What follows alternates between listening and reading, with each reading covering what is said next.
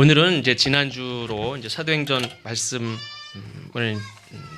끝내고 오늘은 잠깐 우리 교회 창립 기념 주일이기 때문에 교회에 대해서 잠깐 말씀을 나누고자 합니다. 우리 주보에는 성경 말씀 본문이 사도행전 지난주 말씀이 그대로 나가는데 죄송합니다. 우리 에베소서 4장 11절로 16절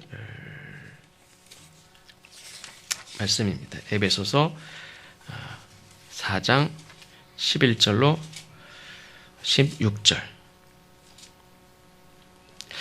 함께 보겠습니다. 에베소서 4장 11절로 16절 한 절씩 교독하시고 마지막 절은 같이 읽겠습니다. 그가 어떤 사람은 사도로, 어떤 사람은 선지자로, 어떤 사람은 복음 전하는 자로, 어떤 사람은 목사와 교사로 삼으셨으니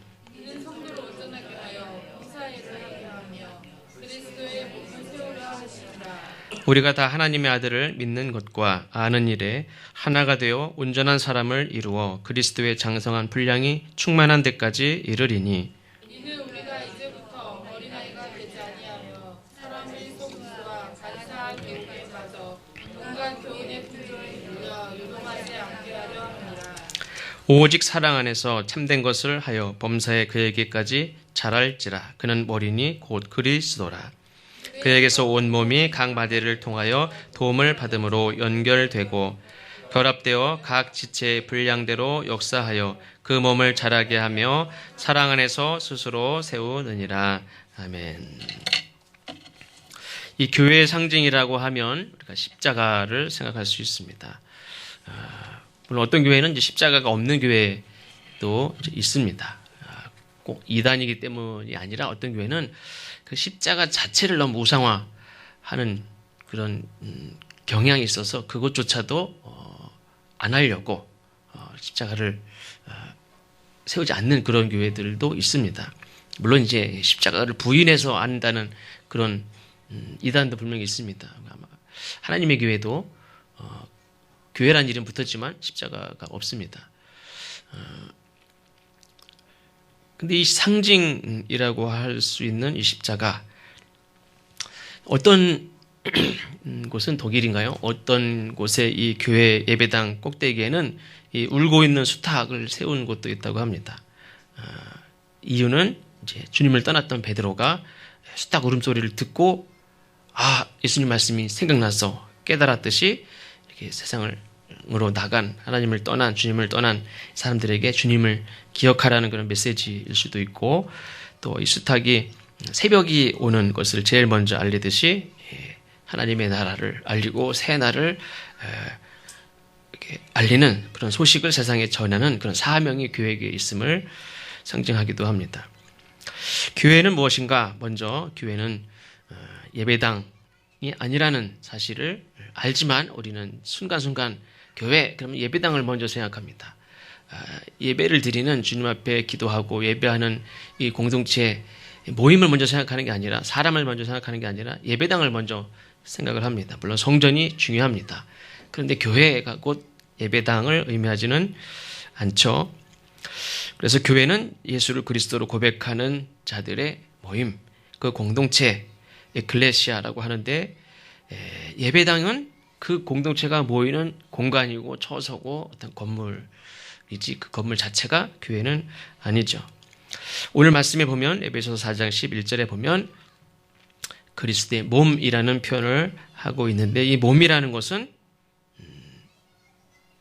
우리가 이제 굳이 나눌 때에 이 가운데를 몸이라고 하지만 사실은 전체가 다 몸이지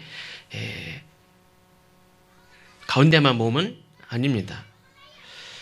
팔과 다리와 또 모든 것이 다 하나가 돼서 몸을 이루듯이 교회도 한 사람을 교회라고 하지 않습니다. 예수님도 두세 사람의 예수의 이름으로 주의 이름으로 모인 곳에 함께 계시겠다 했듯이 나는 그냥 나 혼자 믿을래, 나는 나 혼자 알아서 할래, 이건 교회가 아닙니다. 교회는 반드시 두세 사람 이상이 예수 그리스도를 따라서 사는 그 모임을 예배 공동체를 교회라고 합니다. 그리고 교회 머리는 예수 그리스도다 이렇게 말씀했습니다. 그러니까 교회는 당연히 예수님의 뜻을 따르는 공동체가 진정한 교회고 예수님의 뜻을 실제로 실천하는 공동체가 진짜 교회죠. 그러면 각 지체는 다 머리만을 위해서 존재하느냐? 손, 팔, 다리는 뭐 노예냐? 종이냐? 나는 뭐 아무것도 아니야? 너만 잘났냐? 세상 우리가 인간적으로 유치하게 따지면 그럴 수 있지만 그렇지 않습니다. 각 지체는 그냥 머리를 위해서만 존재하느냐? 그렇지 않죠. 머리는 손끝에서부터 발끝까지 다 살피고 다 돌보고 그래서 사실은 이 돌보고 또 돕는 이 방식이 다 다르지만 다 서로 돕는 게 이 몸이죠. 제가 어제 원래 이제 화요일날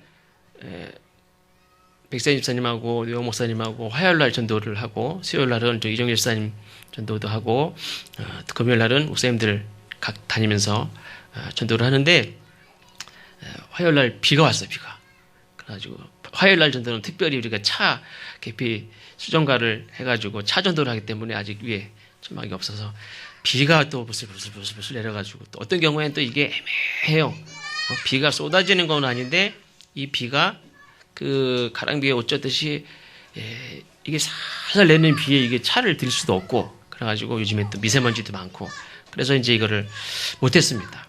그래서 이제 금요일날 하려고 그러다가 이제 토요일날 어제 같이 전도를 하는데 이렇게 뭐 내려왔다고 옷을 두고 가셔서 제가 이렇게 들고 하는데 이게 손이 모자라는 거예요. 손이. 그래가지고 이렇게 하고 해가지고 막 들고 하는데 만약에 손이 하나밖에 없다. 아니 멀쩡히 손이 분명히 있는데 이 오른손으로 하고 이 한 손으로 하는 게 한계가 있죠. 한 손으로 하면 요거 하나 두 개밖에 못 들었는데 두 손으로 하면 여러 개를 다 할 수도 있어요. 더 무거운 것도 들 수 있어요. 이 한 손이 아무리 오른손이 힘이 세도 오른손잡이가 뭐 80으로 해서 누구를 이기는 그런 힘이 있다고 쳐도 오른손이 아무리 힘이 있어도 혼자 절대 못하는 거를 왼손이 붙들면 얼마든지 할 수 있는 게 많단 말이에요. 우리가 보통 어떤 사람들이 저 사람은 내 오른팔 왼팔 저 사람은 내 오른팔 저 사람은 내 왼팔 이렇게 얘기하는 경우가 있어요. 그래도 발이 안 움직이면 또 소용이 없어요. 들고만 있어서 뭐 어쩔 거예요. 이 각 지체는 다 서로 돕는 거죠.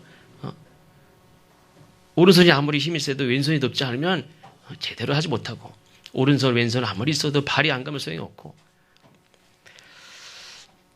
돕는 방식은 다 다르지만 다 서로를 위해서 존재하는 게 몸이고 각 지체고 또 교회도 사실 그렇게 존재합니다. 그러면 교회가 존재하는 그 현실은 어떤가? 오늘 말씀에서는 이 그리스도의 몸, 근데 이 그리스도의 몸이 되도록 하는 게 서로 각 지체가 이제 그렇게 스스로 세우고 스스로 자라게 하고 스스로 성장하게 하고 각 자체가 서로 그렇게 역할을 하는데 그럼 이 교회가 이 땅에 존재하는 그 현실이 어떤가? 사도 바울이 디모데에게 하신 말씀 중에서 찾아보면 디모데후서 3장 1절부터 5절 디모데후서 3장 1절부터 5절 말씀을 이 유진 피터슨이 성경 말씀을 이렇게 좀 시대에 맞게 좀 이렇게 의미를 더 담아서 이렇게 번역은 아니고 이렇게 새로 쓴 다르게 쓴 건 아니고 의미를 좀 충분히 담아서 쓴 메시지라는 성경이 있습니다. 디모데후서 3장 1절로 5절. 그래서 우리 기존 성경은 이렇게 보면 한자도 많고 너무 문법을 또 벗어날 수도 없으니까 그냥 직역하다 보니까 좀 어렵기도 하고 이해가 안 되기도 하고 조심스러우니까 하지 못한 부분들이 많이 있는데 메시지 성경을 보면 조금 의미가 잘 다가오는 부분이 있습니다. 제가 한번 읽어드리겠습니다. 순진하게 속아 넘어가지 마십시오. 힘든 시기가 다가오고 있습니다. 마지막 때가 다가오면 사람들이 자기만 알고 돈을 사랑하고 으스대고 거만하며 하나님을 모독하고 부모를 무시하고 버릇없이 굴고 상스럽게 행동하고 죽기 살기로 경쟁하고 고집을 부리고 남을 헛뜯고 난폭하고 잔혹하고 남을 비꼬고 배반하고 무자비하고 허풍을 떨고 정욕에 빠지고 하나님을 몹시 싫어할 것입니다. 겉으로는 경건한 척하지만 그들 속에는 짐승이 들어 앉아 있습니다. 그대는 그러한 자들을 멀리 하십시오. 맨 앞에 하신 말씀이 뭐냐면 속아 넘어가지 마십시오. 이렇게 말씀합니다. 속아 넘어가지 마십시오. 우리가 처한 이 상황은 특별히 교회 공동체가 살아가고 있는 이 처한 현실을 가장 잘 말해주는 것이 바로 속고 속이는 시대입니다. 광고 문구도 그대로 보고 믿으면 절대로 안 되죠. 무슨 만병통치약 같이 막 광고하는 것도 믿는 사람이 바보지 어떤 사람이 저걸 믿을까 해도 넘어가는 사람이 얼마나 많습니까? 보이스피싱도 절대 아닌 것 같고 안 믿을 것 같지만 못 믿을 것 같지만 믿죠. 전에도 한번 말씀드렸죠. 전에 있을 때 새마을금고 이사장인데 교육도 시키죠. 얼마나 많습니까? 서로 은행 보이스피싱 조심하라고. 근데 그분한테 보이스피싱 전화가 딱 왔는데 아빠 나 도와줘 나 살려줘 어떤 놈들이 나 막 때리고 나 살려줘. 근데 진짜 자기 아들 목소리랑 똑같다는 거예요. 막 갑자기 가슴이 둥둥 뜨고 내가 버들버들 떨리고 막 놀래가지고 막 그런데 진짜 똑같대요 진짜. 근데 다행히 집에서 전화를 받았어요. 집에는 지금은 집에 전화가 없는 경우도 있지만 핸드폰에 다 있으니까 집 전화가 옆에 있더래. 근데 그 순간에 정신을 차려가지고 막 말을 하면서 그러면서 갑자기 이제 어떤 나쁜 다른 사람이 빨리 돈 보내. 지금 당장 보내. 가서 보내. 막 이러고 있는데 알았다고 막 얘기를 하면서 집 전화로 그 아들한테 전화를 다시 하는 거예요. 이 아들은 이제 붙잡혔다고 도와달라고 막 그러는데 아들한테 이렇게 해가지고 딱 했더니 아빠 왜? 보니까 이게 아니잖아요. 그래가지고 이거를 끊고선 딱 듣자마자 끊고선 가가지고 바로 파출소까지 가가지고 딱 했는데 그래도 못 잡으면 돼요. 못 잡아. 그래서 다행히 안 듣지만 근데 그걸 얘기를 하는데 근데 어떻게 그런지 진짜 똑같더라는 거예요. 자기 이 둘째 아들 목소리랑 똑같아.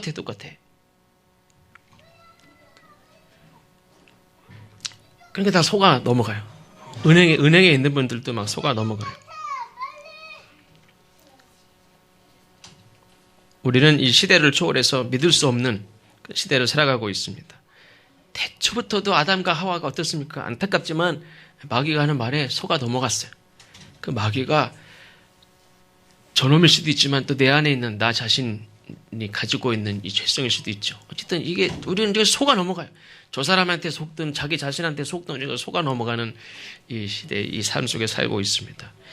이 조미 김 이따가도 점심 드실 때 오늘은 김 드실지 안 드실지 모르겠지만 조미 그 김 포장을 딱 뜯으면 뭐가 나오냐면 방부제가 있어요.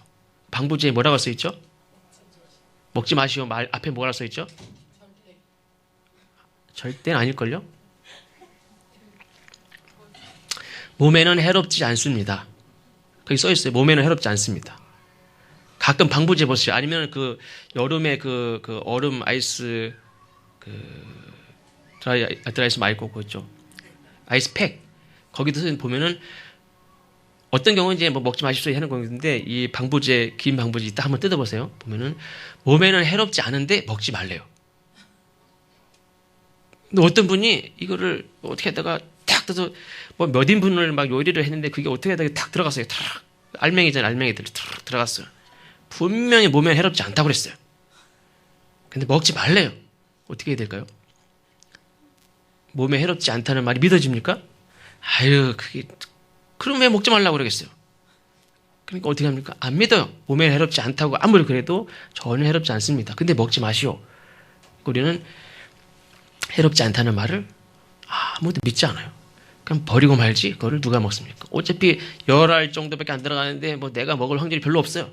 누가 먹든지 뭐 그냥 먹습니까? 이거 아까운데 안 먹어요. 해롭지 않다고 그래도 안 먹어요. 믿을 수 없어요. 이 세상에는 이렇게 남을 속이는 그런 것들이 얼마나 많은지 몰라요. 교회는 어떤 존재냐? 그런 세상 속에서 진리를 말하는 공동체가 교회인 줄로 믿습니다. 우리가 실제로 진리를 담보하고 진리를 말하지 못하는 부분이 많이 있음에도 불구하고 교회는 뭐냐? 그런 세상 속에서 진리를 가지고 진리를 담보하고 진리를 말할 수 있는 공동체가 교회라는 거예요.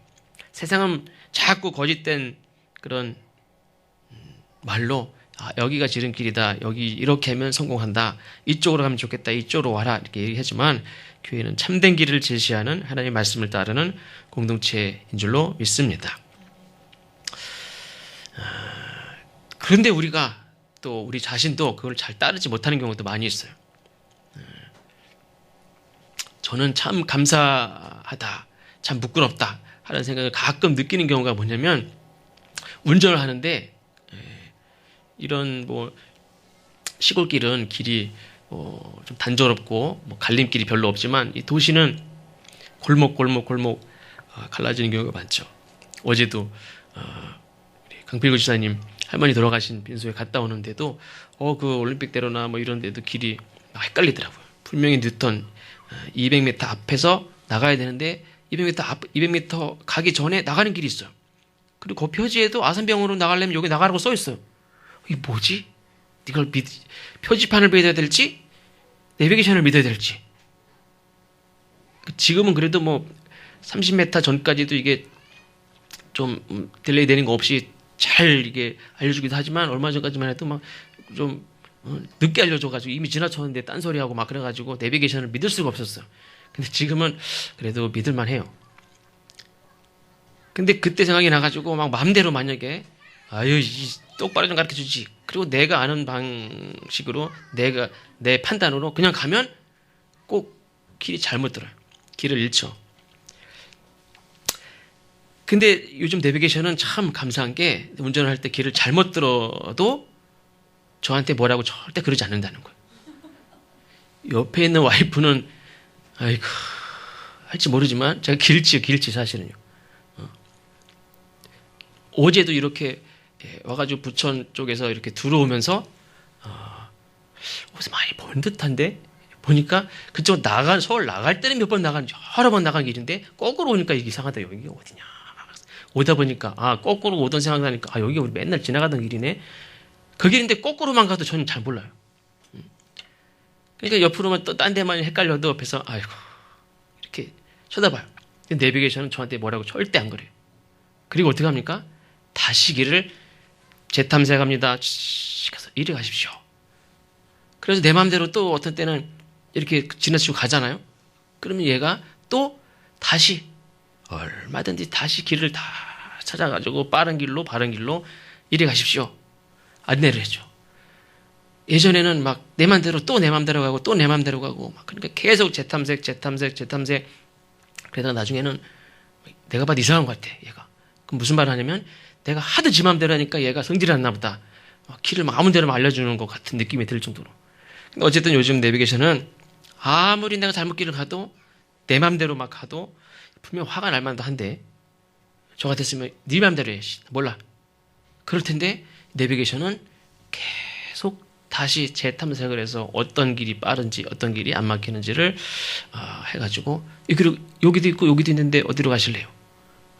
이게 한 길도 아니에요. 두 길로 다 알려줘요. 늘 다시 길을 찾아서 늘 바른 길을 안내해주는 내비게이션이 얼마나 감사한지 몰라요. 근데 그분이 누구냐면 내비게이션도 그렇지만 하나님이시라는 거예요. 하나님은 늘 다시 길을 알려주고 야 관도 네 맘대로 해. 저는 어제 그런 생각이 들더라고요. 어떤 사람 두고 이렇게 생각하다가 그래 저 사람은 한번 당해봐야지 알아. 그런 마음에 딱 드는데 내가 한편으로는 이런 생각을 하면 안 되는데 생각이 들면서 그래도 이런 마음을 들게 하는 그놈이 싸가지가 없지. 그건 당해봐야지 알아. 그걸 내가 가르쳐서 알아. 저 사람이 뭐 알겠어요. 그런 생각이 들더라고. 그러니까 하나님이 우리한테도 그럴 수 있을 것 같아요. 너 같은 놈은 방법이 없다. 너 당해봐라 한번. 헤매봐. 내 맘대로 해봐. 그럴 수 있을 것 같은데 하나님은 어떻게 하냐면 늘 재탐색을 해서 바른 길을 계속 제시를 해요. 그러니까 하나님은 인내심이 있으신 분이죠. 오래 참으시고 늘 바른 길을 네 맘대로 해라 방치하지 않고 하나님 그렇게 하시듯이 교회가 그런 존재가 되어야 된다는 거예요. 세상에 대해서 정죄하고 이 세상 더러운 세상 약그리 완악한 놈들 그렇게 네 맘대로 살아봐라. 한번 세상이 어떻게 되는지. 하나님 망해봐. 망해야 알지. 그냥 가자. 신앙생활 잘할 사람들만 모여. 저것도 그냥 나도 망해봐야 알아. 그럴 수도 있어요. 근데 교회는 그럴 수 없다는 거예요.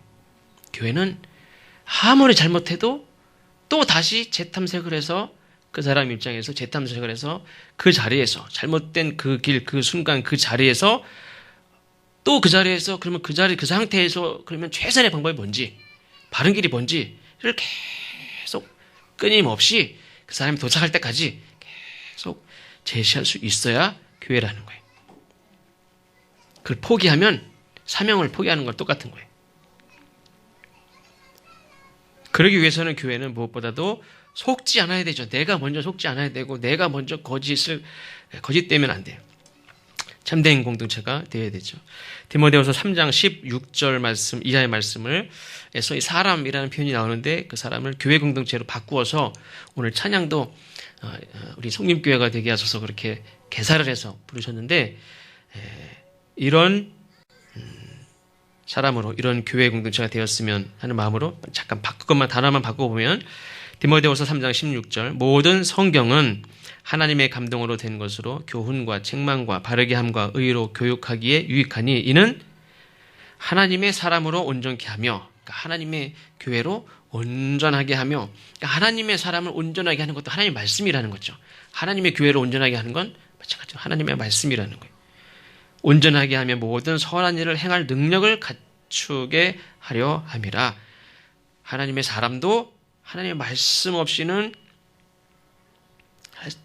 존재할 수 없듯이 교회도 하나님의 말씀이 없이는 속고 속이는 이 가짜가 판치는 세상에서 속을 수밖에 없고 또 바른 것을 가질 수도 없고 바르고 의로운 것을 제시할 수도 없고 또 무엇이 옳고 어디로 가야 하는지 재탐색해서 제시할 수 없다는 거예요. 그래서 교회 공동체는 하나님의 말씀으로 스스로 교훈과 책망을 듣고 하나님의 말씀으로 바르고 의로운 삶을 배우고 또한 그렇게 살아내야 되고 그리스도의 몸된 교회로서 또 우리가 온전해져야 됩니다. 우리가 지금 온전하지 못하지만 온전해져 가고 장성한 분량에 이르기까지 성장해야 되고 왜 그렇습니까? 모든 선한 일을 행할 능력을 갖추어야 된다 그랬어요. 그걸 위해서 우리가 날마다 성장해야 되고 갖춰가는 거예요. 다 갖춘 다음에 뭘 하는 게 아니에요. 하면서 우리가 갖춰져요. 디모데후서 3장 1절 말씀에서 아까 속지 말라 하신 말씀처럼 이 속고 속이는 시대의 교회 공동체는 세상에 현혹되지 않고 속아 넘어가서도 안 됩니다. 물론 속이는 자가 돼서는 절대로 안 되죠.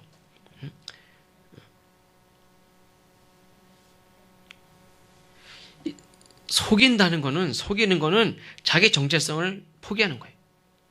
자기 정체성 자체를 포기하는 거예요. 자기를 부인하는 거예요. 하나님이 주신 그 어떤 자리, 목사든, 권사든, 성도든, 부인, 남편이든, 아내든, 자녀든, 학생이든, 교사든, 어떤 직책이든 남을 속이는 것은 진실을 담지 않고 속이는 것은 자기 정체성을 버리는 거예요. 포기하는 거예요. 하나님의 자녀인 것을 부인하는 거예요. 하나님 주님의 몸에서 스스로 떨어져 나가는 거예요. 무엇보다 디모데후서 3장 1절에 힘든 시기, 마지막 때가 온다 그랬습니다. 이거는 어떻게 보면 100년, 1000년 후 언제가 아니라 이 마지막 때는 어떤 사람에게 있어서 그 사람에게 있어서 힘든 시기, 그 사람에게 있어서 마지막 때는 이미 시대를 초월해서 모든 사람이 경험을 하고 있고 앞으로 경험을 하게 될 것이에요. 그냥 수직선상에서 나중에 사도 바울도 경험하지 못했고 베드로도 경험 못했고 중세시대의 교인들도 경험하지 못했고 우리도 경험하지 못할지도 모르고 나중에 있는 게 아니라 모든 사람에게 있어서 이미 경험된 힘든 시기와 마지막 때는 이미 다 경험하고 지나갈 수도 있어요. 이미 상당히 이렇게 해안가에 이렇게 그 바위들을 보면 파도로 인해서 계속 깎여나가는 거 있죠. 계속 침식되는 거예요. 잘 모르지만 계속 깎여나가요. 우리 교회의 모습도 교회 공동체의 본래 갖춰야 되는 이 모습도 침식되어 가듯이 자꾸 무너져가는 아직 넘어진 건 와장창 넘어지진 않은데 계속 침식되고 있어요. 침식이 시작된 교회도 있고 주의 은혜로 든든하게 세워진 교회의 공동체이지만 기울어져 가고 침식되어져 가고 근데 잘 모르는 교회들도 있습니다. 어떤 교회는 예를 들면 우리가 너무 기름기 있는 걸 너무 많이 먹고 그러면 혈관에 이렇게 기름기가 끼지 않습니까? 갑자기 막혀가지고 어느 날 그냥 뒷목 잡고 쓰러지듯이. 근데 그런 것도 좀 미리 예방하는 게 간단한 건데 얘기하는 게 있대요. 간단한 걸 이게 물어보면 된대요. 이름, 예를 들면 이름, 나이, 오늘 날짜, 그래가지고 간단한 거 물어봐도 이게 좀 벌써 이상한 사람은 그걸 잘 못한대요. 어떤 분은 이렇게 본인 스스로 연세 드신 분이 어떤 권사님이 양치질을 하는데 이게 자꾸 흘러들어 이렇게 자꾸. 그냥 이렇게 연세 많이 드시고 그러면 이렇게 그럴 수도 있죠. 근데 그게 아니라 이상하게 자꾸 흘러들어 양치하는데 이렇게 쭉 흘러. 이상하다. 그리고 양치를 빨리 하고 딸한테 전화했어요. 병원 가자고. 그래서 병원 다 도착했는데 그때부터 조금 이상해지더니 중환자실 들어가고 3일 정도 깨어나지 못하고 근데 다행히 일찍 간 거예요. 이미 쓰러져서 간 게 아니라 본인 스스로 얘기해가지고 병원 가서 이미 증상이 와서 이렇게 쓰러져서 정신을 잃긴 했는데 건강하게 퇴원하셔서 다 활동 다 하시고 지금도 그래요. 그런 증세가 있죠. 어쨌든 이 혈관에 찌꺼기가 쌓여요. 자꾸 언제 쌓여, 언제 어떻게 쌓이는지 모르게 자꾸 쌓인단 말이에요. 우리가 이 해안가도 인위적으로 어떤 뭘 변경함으로 인해서 퇴적물이 갑자기 한 5년, 10년, 15년 걸쳐서 퇴적물이 갑자기 쌓이기 시작해요. 어느 한쪽으로. 이렇게 쌓여서 해안 구조 자체가 해안가가 기형적으로 변형되는 게 있어요.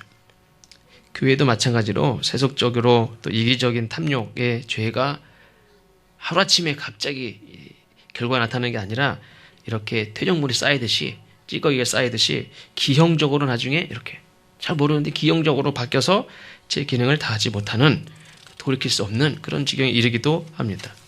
근데 이런 일들, 이런 침식이 됐든 악하고 떼어버릴 수 없는 어떻게 할 수 없는 이런 퇴적물들이 천재지변이냐? 그게 아니란 말이에요. 이런 일들은 다 사람에 의해서 그렇게 돼요. C.S. 루이스가 이런 말을 했습니다. 참된 그리스도인의 콧구멍은 항상 내면의 시궁창 냄새에 주의를 기울여야 한다. 그리스도인은 물론 이렇게 향기를 드러내는, 향기를 내는 그런 교회여야 되겠지만, 당연하지만, 그러나 우리는 스스로 한편으로는 시궁창 냄새, 어디서 나는 냄새입니까? 이 세상 더러운 이 세상에서 나는 게 아니라 내 안에서 시궁창 냄새가 나는지 덜 조심해야 된다는 거예요. 내 안에서 시궁창 냄새가 나는지 덜 예민해서 스스로 신앙을 지키고 거룩함을 지켜내야 된다는 거예요. 그러니까 교회 역시 사람들의 모임이기 때문에 보통 사람들이 경험하는 모든 그런 세상적인 유혹에 넘어질 위험이 다 있어요. 회사가 막 커지고 빌딩도 짓고 그런 거 좋지 안 좋겠습니까? 교회도 자꾸 그런 거에 현혹될 수도 있고 많이 모이는 거 좋을 수도 있고 얼마든지 현혹이 될 수 있죠. 그런 위험에 넘어질 수 있는 위험이 있고 또 우리 연약하단 말이에요. 그러니까 우리가 혼자가 아니라 예수님을 머리로 하고 함께 연결된 그것이 교회라고 한 이유도 그렇죠. 우리가 혼자일 때 너무나 연약하단 말이에요. 좋은 일은 오른손이 하는 일을 왼손이 모르게 하지만 나쁜 일은 왼손이 하는데 오른손이 할 수 있습니까? 우리 이렇게 공동체를 묶어주신 거는 혼자 있을 때 약하기 때문에 그래요. 다 같이. 그런 의미에서 우리는 우리 교회를 이루는 우리 한 사람 한 사람이 내가 각 지체로서 교회를 이루는 한 지체로서 또 예수님의 뜻을 어리 되신 예수님의 뜻을 이루는 그 도구로서 제 기능을 다하고 있는지 늘 돌아봐야 될 줄로 믿습니다. 누가 기침만 해도 하영이가 기침만 하면 제가 왜 기침을 하나? 엊그저께 이렇게 갔다 오는데 어제 하도 막 후덥지근해 하더라고 날씨가. 차 안에서 가는데도 덥다고 그러고 뭐 찬일성이도 같이 타고 가는데 덥다고 막 그러고. 그래서 올 때 잠깐 에어컨을 틀어볼까? 에어컨을 탁 트는데 처음 트는 거 아니에요, 에어컨을. 너무 더워가지고. 탁 트는데 냄새가 그냥 나는 거예요. 나는데 바로 뒷자리에 있던 하영이가 걸럭걸럭걸럭 그랬어요. 바로 그것도. 근데 그냥 올림픽대로 오는데 길은 또 막히고 막. 이 냄새나 저 냄새나 다 뭐 비슷비슷한데 창문 열고 그래도 그냥 에어컨 안 틀고. 기침만 해도 제가 어디 아픈가. 아유, 이 냄새가 안 좋구나. 걸음걸이만 조금 이렇게 이상해도 어디가 아픈가 힘든가. 제가 허리가 한번 다쳐가지고 그 옛날에 땅바닥에다가 오징어 그림 그려놓고 막 뛰면서 뭐 하는 게임 있잖아요. 그 10월달 중순 한 추울 때 학생들이랑 그거 막 하다가 잠깐만 비켜봐 하다 봐. 그리고 다들 이렇게 누워 있는데 그 순간으로부터 3일 동안 못 일어났던 적이 있어요. 적시제 병원까지 이렇게 들고서 끌고 가서 막 침 맞고 막 주사 맞고 막 그래서 저희끼리 막 기숙사에 있는 방 후배들이 막 가스에 이제 물 끓여가지고 막 찜질해주고 막 그래 못 일어나가 들고 주사 맞고 오고. 그 이후에 또 세이 안고서 이렇게 막 한쪽 팔로 안고 뛰다가 잠깐 내려봐. 그리고서 3일 동안 집에 앉아서 옆으로도 못 들어놓고 막 이렇게 한 적 있고.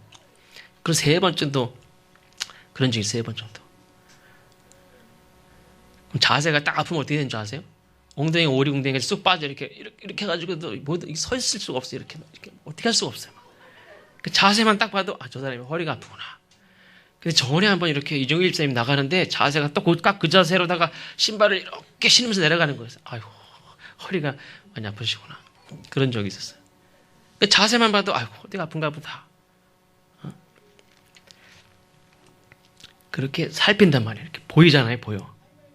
그러니까 우리가 함께 주의 몸을 이루는 우리가 늘 이렇게 살피는 것이 우리 스스로를, 우리 교회를, 우리 성림교회라는 공동체를 건강하게 지켜내는 그런 일체적인 우리가 해야 될 일인 줄로 믿습니다. 서로를 이렇게 보는 거예요. 기침을 해도 기침을 하는가 보다 허리가 아파가지고 이렇게 하는데도 뭐 그냥 아픈지 만지. 근데 왜 그렇게 신경을 못 쓰냐면 바빠서 그렇죠. 남자들은 예를 들면 일에 바쁘든지 축구 좋아하는 사람은 축구에 바쁘든지 그 나머지가 보이지가 않죠. 저 사람 기침하는지 어디가 아픈지 얼굴이 안색이 안 좋은지 얼굴이 노랗게 떴는지 얼굴이 까매졌는지 잘 모른단 말이다. 우리는 다 각지체라고 그랬어요. 그렇죠? 허리가 아프면 허리가 가게 돼 있잖아요. 눈이 아프면 손으로 가고 발에 뭐가 이렇게 걸리면 눈이 가고 다 이거는 손과 발과 이 몸 모든 거는 다 서로 돕는단 말이에요. 서로. 그러니까 교회는 그렇게 제 기능을 서로 다 할 때 그 교회가 건강할 수 있는 그게 가장 기초적인 거라는 거죠. 저 사람이 이렇게 해든 말든 팔이 아프면 그래 너는 틀렸다. 나는 그냥 오른손으로만 삽니까? 그렇지 않죠. 어떤 수가 있어서라도 그냥 오른손을 왼손을 주물러가지고 왼손을 풀지. 잘됐다 이놈아 너 잘됐다. 그리고 오른손이 자기 마음대로 삽니까? 중풍병자 같이 마음은 원인데 그냥 뛰고 싶고 그냥 가고 싶고 그냥 쑥 뜨더라도 가고 싶고 그냥 어제 제가 그때 전도하는데 어떤 분이 막 이렇게 등산을 가시나요? 이렇게 봤더니 쑥 뜨더러 간대요. 어느 교회 다니시냐고 했더니 명성교회 다니신대요. 그러시냐고. 강화로 가신대요. 강화에 쑥 어디가 많은지 아는 분이 있어야 되는데 했더니 다 있대요. 그래서 봉고차로다가 승합차 다 타고 간대요. 그러면서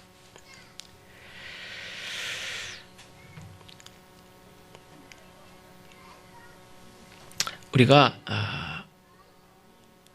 무엇을 하든지 막 우리가 서로 돕고 서로 협력하고 서로 챙기고 서로 돌아보고 다 기능을 다 해야만 우리가 건강할 수 있습니다. 우리 교회도 마찬가지죠.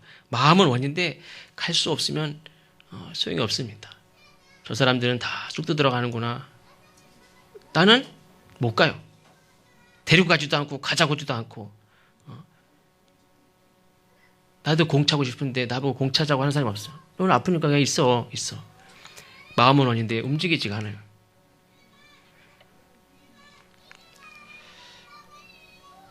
예수님의 뜻은 분명히 알고 어떻게 되는지도 알고 어떻게 사는 게 행복한지도 아는데 이게 안 움직인단 말이에요. 그러니까 건강하지 못한 거죠.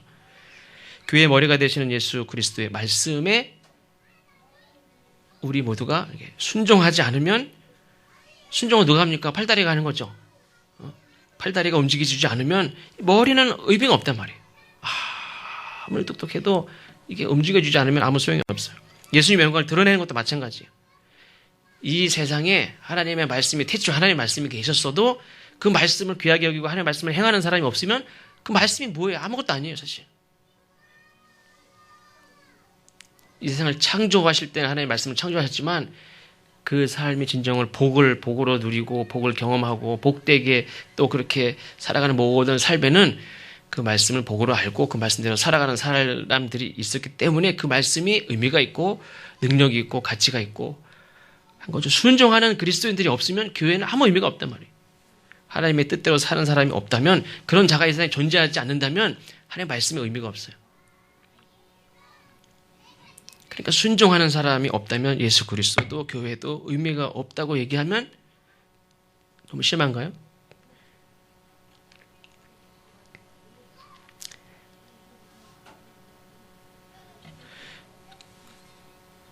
최대한 많은 기능을 가지고 있다고 그게 건강한 교회가 아니라 몇 명이 모였듯이 각자가 다 자기 기능을 잘 건강하게 기쁘게 서로를 위해서 돕고 제 기능을 다 한다면 그게 건강한 거예요. 우리가 세상의 모든 일을 다 할 수 있습니까? 그래서 나는 이 일도 하고 저 일도 하고 이것도 하고 이것도 하고 다 하고 싶은 욕심에 교회가 더 커져야 되고 더 많은 인력이 필요하고 더 많은 건물이 필요하고 더 많은 조직이 필요하고 한다고 생각할지도 모르지만 그런데 제 기능을 다 못한다면 소용없죠. 많은 기능을 다 한다고 그게 건강한 게 아니라 몇 명이 모였든 우리 모두가 다 제 기능을 하나님의 선한 기능을 선한 일에 다 기능을 하고 또 서로 도울 수 있는 그것이 건강하고 아름답고 하나님 보시기에 기쁘신 교회인 줄로 믿습니다. 무엇보다 주님의 뜻을 이루는데 우리 모두가 함께 헌신하고 사용되어지고 또 우리가 이 머리의 뜻과 따로 팔다리의 뜻이 따로 있는 게 아니라 우리는 그냥 왼손이 아프면 오른손이 가서 주무르듯이 우리가 생각하고 판단하고가 아니라 우리 늘 서로를 돌아보고 세우는 우리 성령교회가 되기를 주의 이름으로 축원합니다. 기도하겠습니다. 하나님